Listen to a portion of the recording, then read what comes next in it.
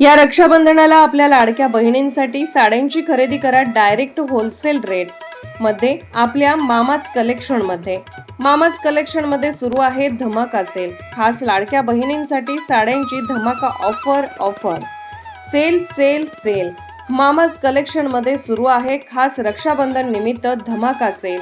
400 ची साडी फक्त 1000 ला 4 साडी, 550 ची साडी फक्त 1500 ला 5 साडी, 750 ची साडी फक्त 1500 ला 3 साडी, 1450 ची साडी फक्त 3000 ला 3 साडी। ऑफर सोडून इतर फॅन्सी व्हरायटी, सर्व प्रकारच्या फॅन्सी साड्यांची व्हरायटी होलसेल रेटमध्ये। फॅन्सी साड्या, शूटिंग, शर्टिंग, रेडीमेडचे भव्य दालन। एक वेळ अवश्य भेट द्या। मामाज कलेक्शन, बुधवार पेठ, पुसे सावडी।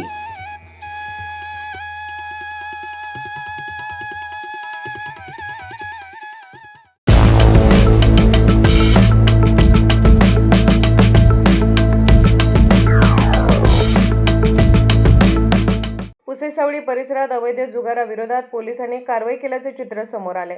मात्र या कारवाईनंतरही जुगाराचे प्रकार पुन्हा सुरू असल्याचा आरोप स्थानिकांकडून होत असल्याने नेमकी कारवाई कशासाठी असा संतप्त सवाल आता उपस्थित होत आहे।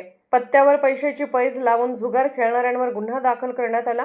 पोलिसांनी कारवाई केल्याने काही काळ जुगार बंद होईल अशी अपेक्षा नागरिकांना होती। मात्र कारवाईनंतरही जुगार सुरूच असल्याचे चित्र असेल तर कारवाईचा नेमका परिणाम काय असा सवाल आता नागरिक विचारत आहेत। जुगारामुळे अनेक कुटुंबाची आर्थिक वाताहत होत असून तरुणाई या व्यसनाच्या विळख्यात जाण्याची भीती व्यक्त होत आहे। त्यामुळे केवळ काही जणांवर गुन्हे दाखल करून थांबवण्यापेक्षा जुगाराच्या मुळापर्यंत पोहोचून त्यामागील सूत्रधार कोण आहेत याचा शोध घेणे गरजेचे असल्याची मागणी नागरिकातून होत आहे। एकीकडे पोलिसांकडून कारवाई केली जाते आणि दुसरीकडे त्याच परिसरात पुन्हा जुगार होत असल्याच्या तक्रारी समोर येत असतील तर या संपूर्ण प्रकाराची सखोल चौकशी होणे आवश्यक आहे। कारवाई झाली की फक्त आकडेवारी पूर्ण करण्यासाठी जुगार बंद झाला आणि केवळ काही दिवसांचा दिखावा, पुन्हा जुगार सुरू होण्यामागे नेमके कोणाचे अभय आहे? कारवाईनंतरही धंदा सुरू राहत असेल तर जबाबदार कोण या प्रश्नांची उत्तरे आता पोलीस प्रशासनाने जनतेसमोर स्पष्ट करणे गरजेचे आहे।